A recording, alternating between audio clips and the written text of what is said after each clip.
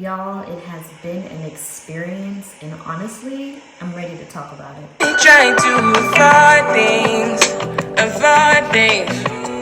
but it's no one days. Hey guys, it's Myra, and welcome back to my channel. I feel like it's been forever since I've made a video. I mean, graduating and trying to get used to working has been really hard, especially because I work night shift. And so I've been struggling to make that switch and just get used to things. So I'm happy that I can finally be back and share what I've learned. And if you're watching this video, it means that you're ready to hear the tea. So let's get into it. So the first thing I want to talk about today is your nursing residency. When you graduate nursing school, you have two options. You can either apply for a job and just go straight onto working on the floor as a regular nurse, or you can apply for a nursing residency. So I'm going to talk about the residency option because that's what I did. So when I applied for my job, I applied for a nursing residency, which typically will be about a year. How this works is when you start work, you will attend classes again. It's technically like little lectures.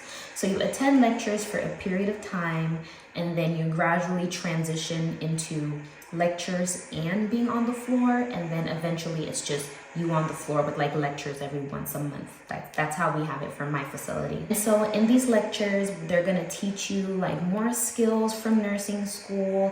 They're gonna bring in nurses from the different specialties. Like we had wound care nurses, we had ICU nurses, we even had RTs. We had like different people come in and lecture us on like the different fields and things like that, and just teach us things we needed to know.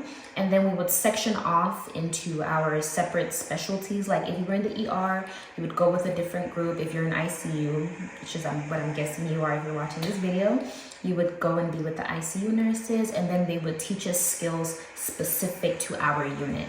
And I thought that was really helpful because once I got on the floor, I kind of had those lectures at the back of my mind, and I could apply the knowledge onto the floor once I got there. During your residency period as well, you will also get the chance, and this is depending on your facility, you will also get the chance to rotate throughout the units. So I was able to spend a day in ED, I was able to spend the day with hospice, I was able to spend the day just everywhere really. And I feel like that helped open up your mind to the fact that nursing has so many different fields in it. Like you don't have to stick to one thing. And I think being able to rotate and go through all those different specialties really helped, expose me to other options and to help me see what I might like and what I might not like. And what I don't like is ED, guys. I'm sorry, I will never be an emergency room nurse. It is just not for me, okay? But, things like that. Guys, if you have the option to take a nursing residency, I say do it because I feel like it helps ease you into the process. I mean, you're getting lectures, you're getting to do more practice and things like that. I feel like it just better prepares you, for the floor, and once you get there, you're a little bit more confident in your skills and your knowledge. So the second thing I want to talk about is orientation. So typically your orientation happens while you're in that residency period. So even after you're done orienting, you technically still are a nurse resident until your year is complete.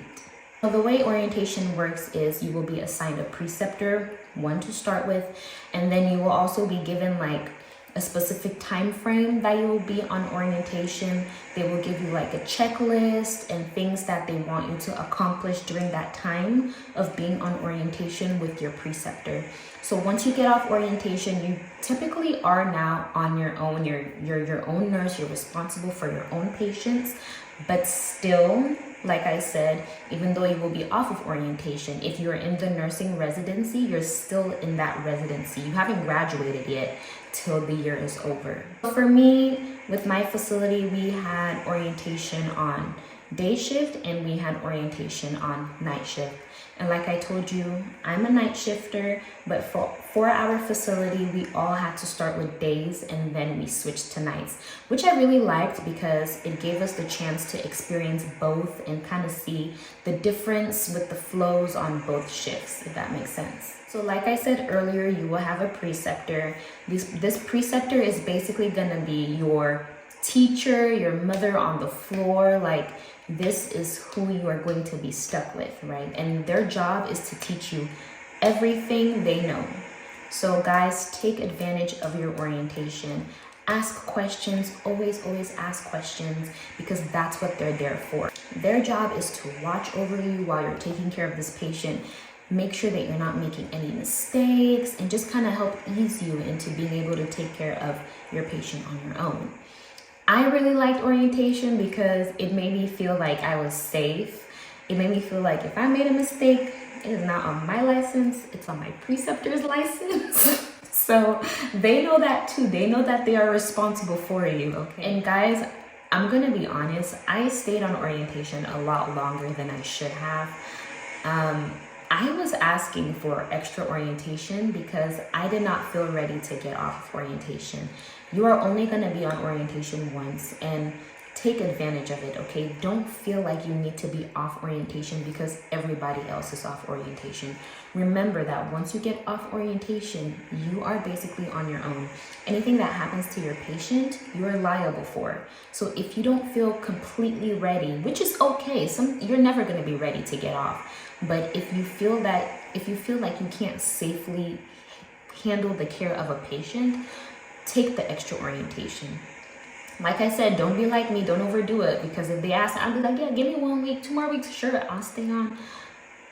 Don't do that. But if you truly feel like, you know what, I just need a little bit more time to get comfortable, that's okay, okay? Take the time that you need to learn and do things right the first time. If you feel like you are with a preceptor who is not benefiting you, ask to switch. Okay, this is your learning experience. Don't let someone take that away from you, because a lot of what you learn on preceptorship will go into the aspect of care that you are giving. I started night shifts. I'm gonna skip around a little bit, but when I started night shift, one of the preceptors I just was not clicking with. I don't want to say too much, but attitude-wise, her teaching style, things like that just were not sitting right with me, and I asked to switch. And guys, that was the best decision I had ever made. Okay, like I said, this is your learning experience. Don't let anyone take that away from you, because the things you're learning during your orientation time is very important, because that's what you're going to be doing on your own. So you need to make sure that you know what you're doing. And guys, the second to last thing I'm going to talk about is your mental health.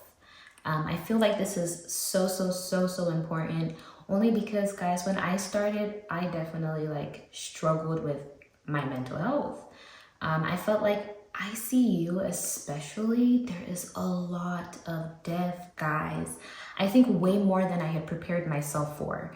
So when I got there and this kept on happening over and over again, y'all, I was like, what did I get myself into? But before you go into the ICU, y'all, get yourself ready, because there is a lot of death and dying that's gonna happen. Just mentally prepare yourself for that, okay? The ICU isn't always the happiest of places, okay? It's called critical care for a reason. These people are really sick, and you're having to deal with not only patients grieving themselves, not being able to be who they fully were before they went to the ICU, but also you're having to deal with family. You're gonna have family members who want to do everything for their, for their family, for their person, and kind of criticize you and want to know why you're doing what you're doing and why you're giving that particular drug, or why was this change, or some are even gonna blame you. They're gonna be like, oh, she feels this way today because you did something wrong. And you're also gonna have those who barely show up because that's just the way they grieve. They'll pop in every once in a while and be like, hey, what's the update, and bounce. Not because they don't want to take care of their person, but just because they can't deal with it in that moment. So you're gonna have, it's like a very different dynamic, and you're gonna have different cultures, and so you just have to really prepare yourself for the whole aspect of it. It's a lot, I'm not gonna lie. It's a lot having to deal with things that you're not used to and things that you're not comfortable with, but you just have to adapt, really. You have to adapt and just prepare yourself to give the best care you can.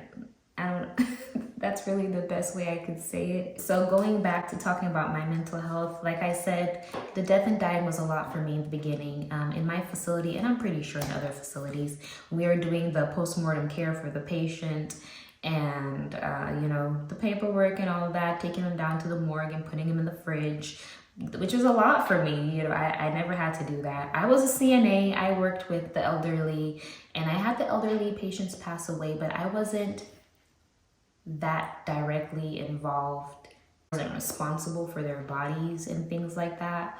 So that was really hard for me in the beginning, especially after I had built some sort of bond with the patients. And here I am standing in front of them and being the one to, you know, give them their last bath and just prepare them for, you know, their final resting place. So it really was a lot. And then you're gonna have emergent situations, okay? You are going to have those situations where you are literally trying to save someone's life, okay? And you need to get yourself together so that you can think and act quickly. And you're gonna have family screaming, and you're, you know, people crying in the back, and you're trying to help out your other fellow nurses and help out the doctors. So there's that too. So you really need to be mentally strong.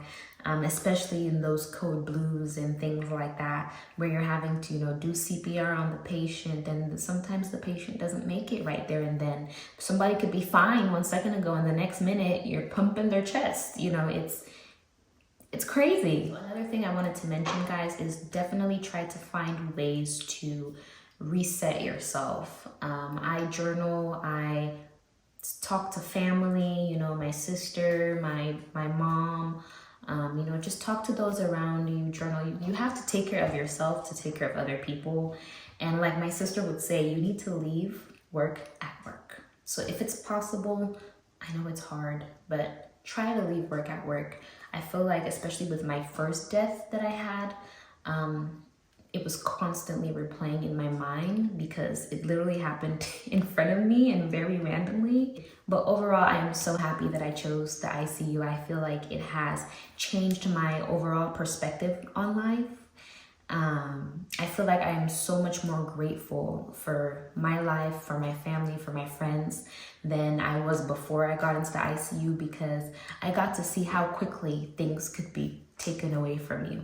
I feel like I have learned so much. You are exposed to so much, guys. You get to see ventilators, you know, BiPAP machines, all the cool RT things, you get to see them. You get to give highly potent drugs. You get to give drugs like fentanyl, propofol, levo, you know, epi. You get to give a lot of really dangerous medication.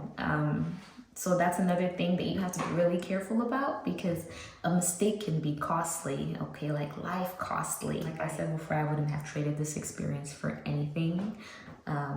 I work in a med surgical and a neuro ICU, so I get to see a lot of neuro cases, stroke patients, things like that, aneurysms. I get to see, like I said, surgical, we get to see a lot of like mastectomies and the flat patients, like the reconstructions, things like that.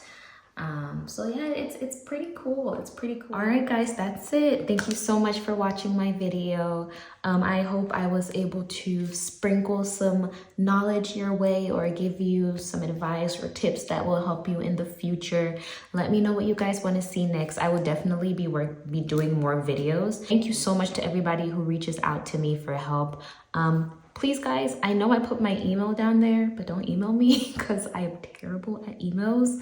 Go ahead and follow me on Instagram. It's Myra, M-Y-R-A, my last name, N-G-W-A. I do way better with Instagram texts. If you ever have questions or anything like that, I would be more than grateful to help you out. Like I said, I'm still learning myself. We're all in this together, but I'm just gonna let y'all know what the little that I have learned, and I hope I can learn from y'all as well. I love you guys so much. My bed is calling. It is officially like 3:40 a.m. So deuces. To resolve things, involve you, but you don't want to be sorry.